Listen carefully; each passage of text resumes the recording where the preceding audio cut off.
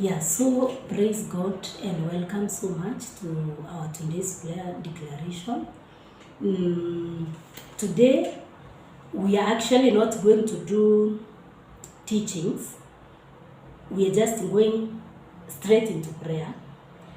I'll just give us a guideline on what we are praying about. Today, there is a specific angel that the Lord has instructed we send into our lives, or we send into our situations and our circumstances. So we are going straight into understanding the work of that angel, and then we just go straight into declaration.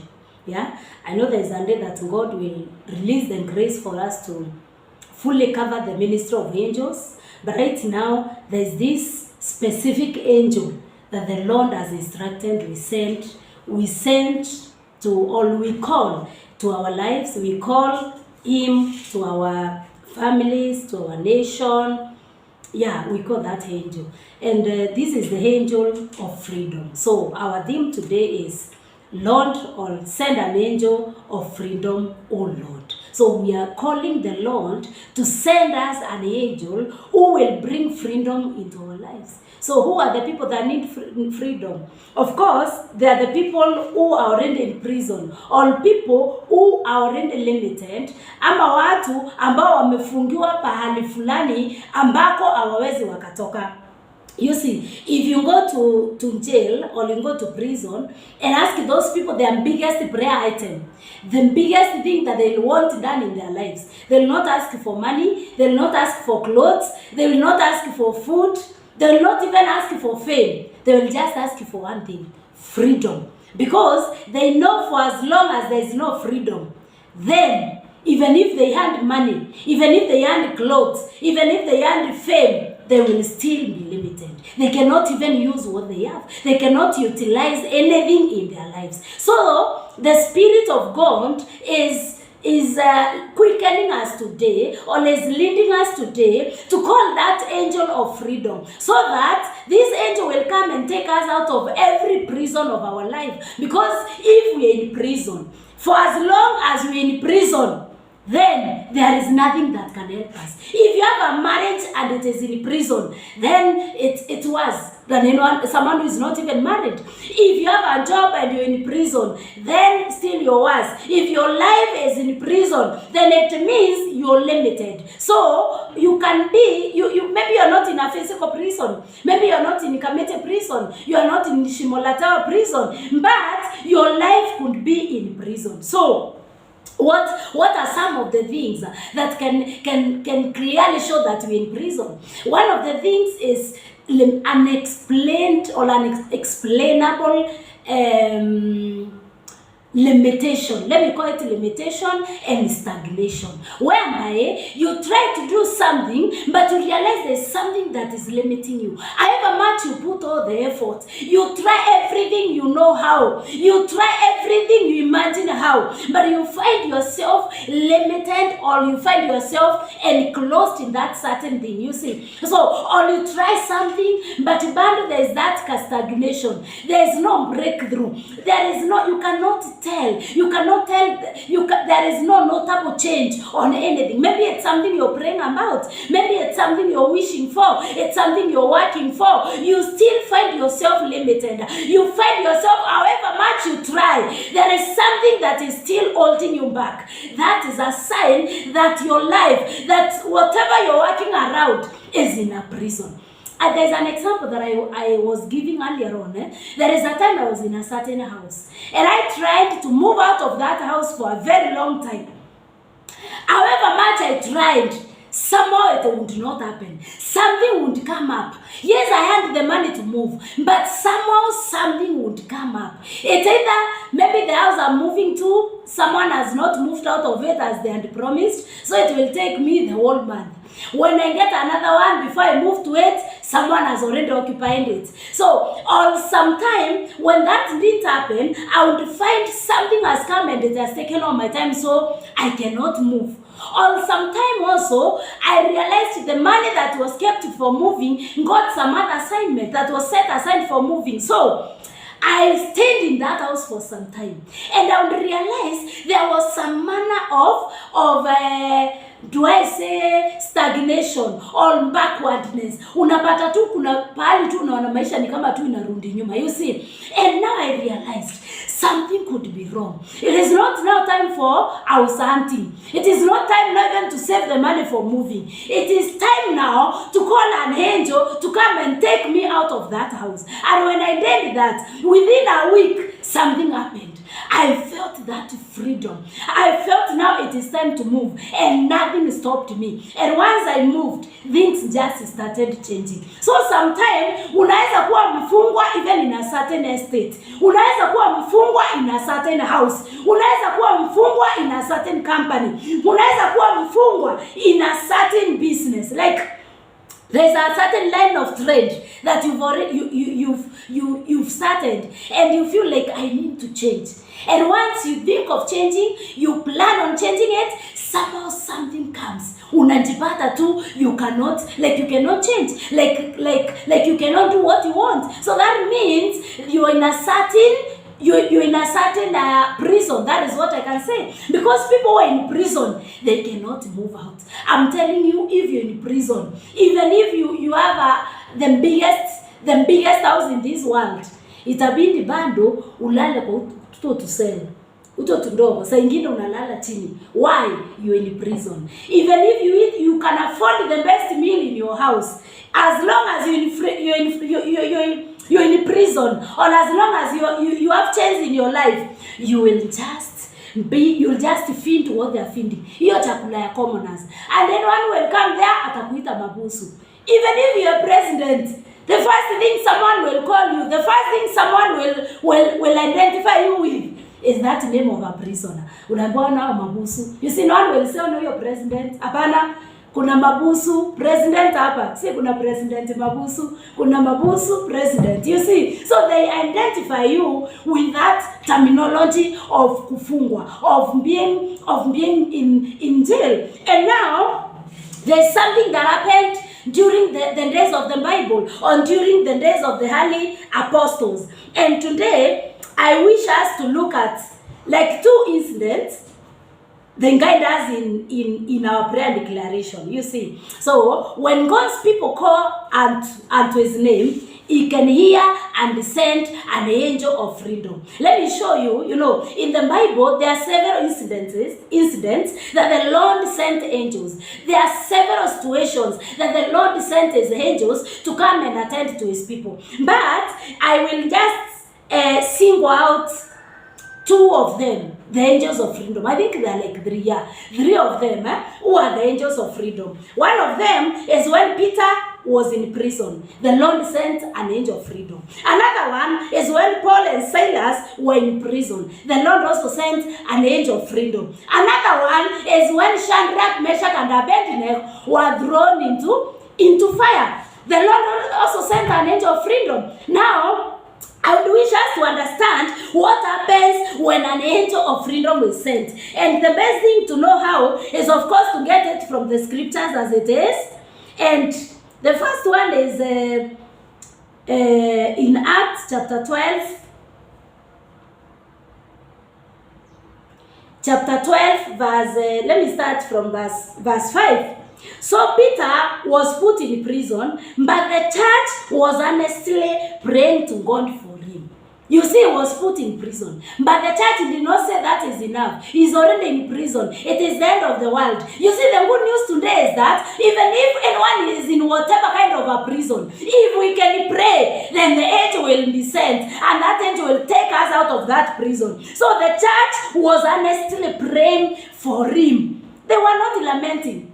They were not there getting discouraged. There were sometimes we get discouraged. They were not there worrying about their lives. No, there were sometimes we worry. They went into prayer because they knew if we can can pray. We may not know what God will do. We may not know how He will do it. But somehow, if we can pray to our God, there is something that God will do. And whatever God does is something that can bring us peace. So they prayed. I don't even know what kind of prayer they were praying. I don't know if, honestly, they were praying for Peter to come out of prison. Because after Peter came out, they could not believe it. When someone went and met with Peter at the door and came and told them that it is Peter, they said probably that is Peter's ghost. So I don't know what they were praying. So, but the fact that they were praying, the fact probably they were telling God, look at Peter. Peter is in that place because of your name. Peter has been taken to prison because of you, oh God. God of Abraham, Isaac, and Jacob. May you visit Peter. Probably they need to pray for Peter to come out. Because if they were expecting him to come, then they would not be shocked when he came out. So it is also another very encouraging thing for as long as we can call the Lord.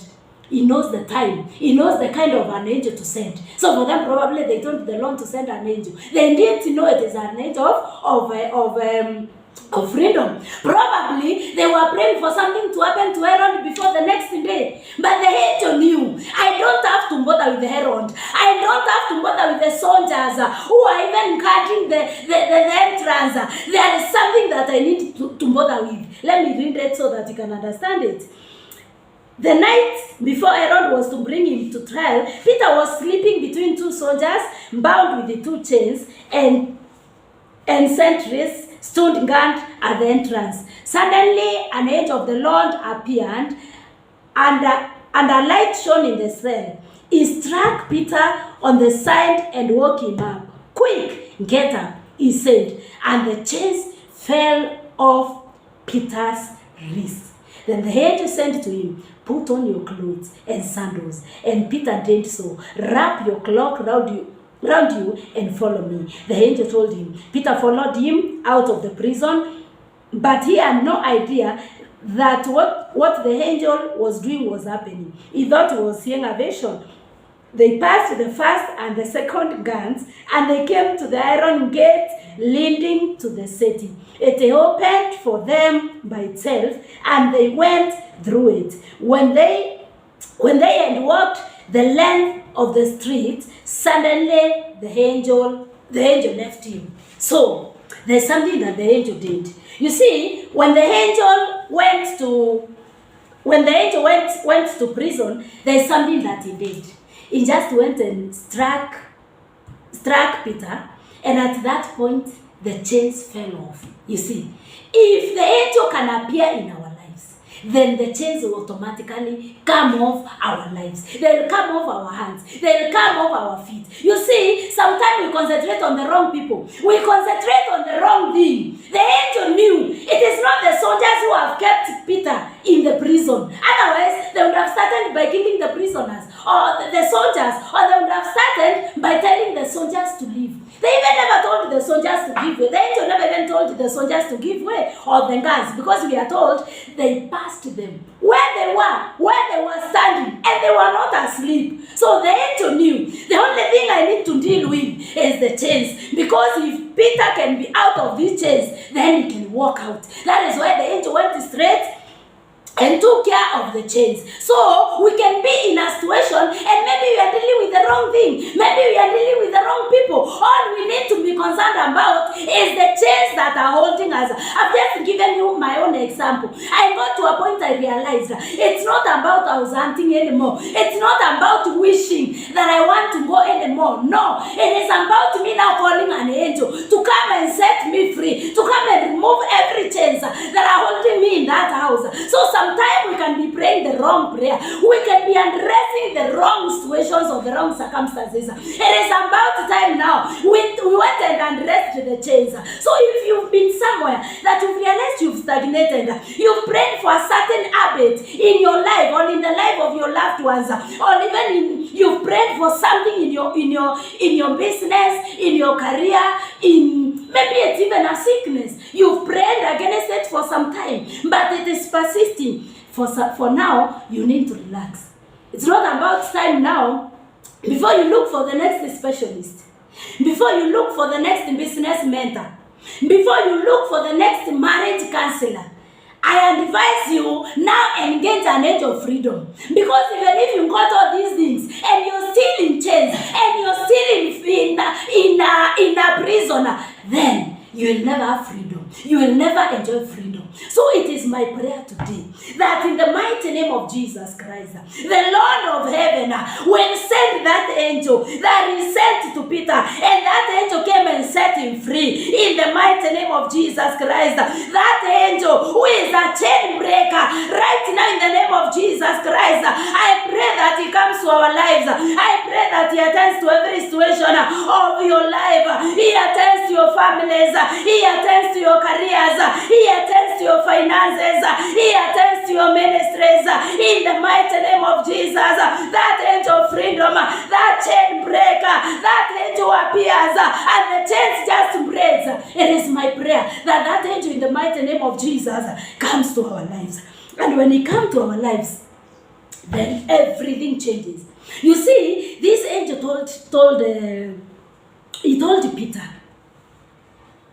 He told him, put on your clothes and sandals. And he told him, wrap your cloak. You see, when the angel takes you out of prison, there is nothing of yours that you leave behind. In the mighty name of Jesus Christ, as we live, as we go out, we'll go out with our clothes. You know, your clothes is your identity. Your clothes is your representative. That is why, hata mtu akitaka kuharibu maisha yako, the thing that anafikirianga kuroga kwanza, ama to take to the witches is your clothes. Because your clothes is your identity. So as you leave this prison, in the mighty name of Jesus Christ, you are living with your identity. You are living with your personality. You are living with your wealth in the mighty name of Jesus Christ. He also told him to put on his sandals. Our shoes represent our destinies. Shoes are a spiritual symbol of our destiny. So malaika kumwambia tuko na haraka sana, let us go. No, malaika alijua hakuna kitu ya Peter inapaswa kubaki nyuma. You know, this angel uko na malaika. You can even walk barefooted. You see, I told you one thing, if someone is in prison, hata umwambie atoke uchi, by the way umwambie a choose between kukaa huko ama kutoka uchi, atatoka tu uchi, aende atafutange nguo kwa vai, because there is nothing that they can trade for freedom at that point. So this angel, so that Peter should not live without his clothes, without his sandals. So he left with his destiny. He left with, you know, he had a destiny of being an apostle, a preacher of the gospel. Even after he left, even after he went out, what happened? Peter went and told the people of what God had done, and they left to another place. To do what? To go and preach the gospel. So Peter, wakati alikufa kwa sababu ya gospel, si eti ndio amefungwa jela, ni kwa sababu wakati ilifika yake ya kukufa because of the gospel of the Lord. So in the mighty name of Jesus Christ, there is nothing that will limit us. There is nothing that will limit our lives. There is nothing that will limit our destinies. In the mighty name of Jesus Christ, it is my prayer for the body of Christ, for the church of God, in the mighty name of Jesus, every prisoner, every chain that is holding the church of God, that is holding the body of Christ, that chain, let it be broken in the mighty name of Jesus Christ. And something happened also after he took Paul, after he took Peter out. We are told that after now they passed, you know, that he's not even concerned about the guns and everyone else. Because by the way, if you went down, you realize in verse 18, tunaambiwa, in the morning there was no small commotion among the soldiers to what had become of Peter. You see, after Herod and Athara searched made for him and did not find him, he cross-examined the guards and ordered that they be executed. You see, these soldiers, hawakujua what happened to Peter. They didn't even see him leave. And they were just there watching him as he leaves. So when an angel of freedom comes, the devil will watch us as we live with everything that is ours. In the mighty name of Jesus Christ. When the angel of freedom appears, our enemies will just watch us. The enemy of the church will watch the church as the church prospers. In the mighty name of Jesus, the enemies of your ministry, they will watch your ministry flourish. In the mighty name of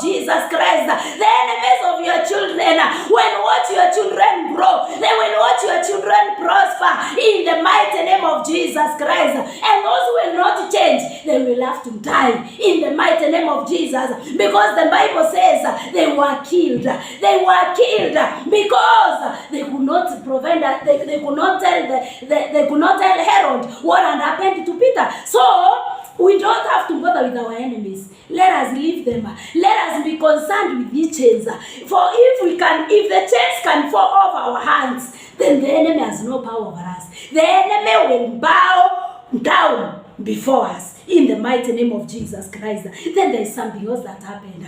The Bible records when they left, they went until they met a door and gate that is leading to the city. Let me get to the exact.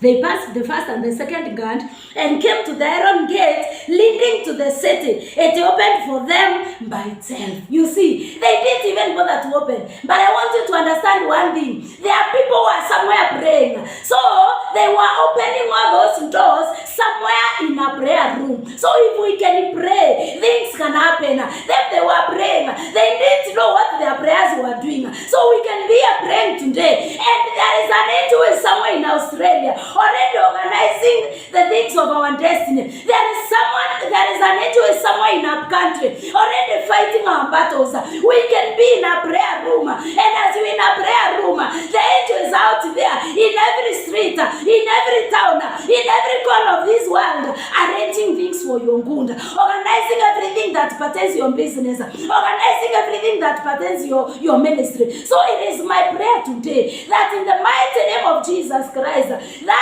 angel of freedom will attend to everything that pertains to your life. And something happened. This angel now, when they just appeared, we are told the iron gate leading to the city opened. There is something about the iron gate. There is something about a gate leading to the city.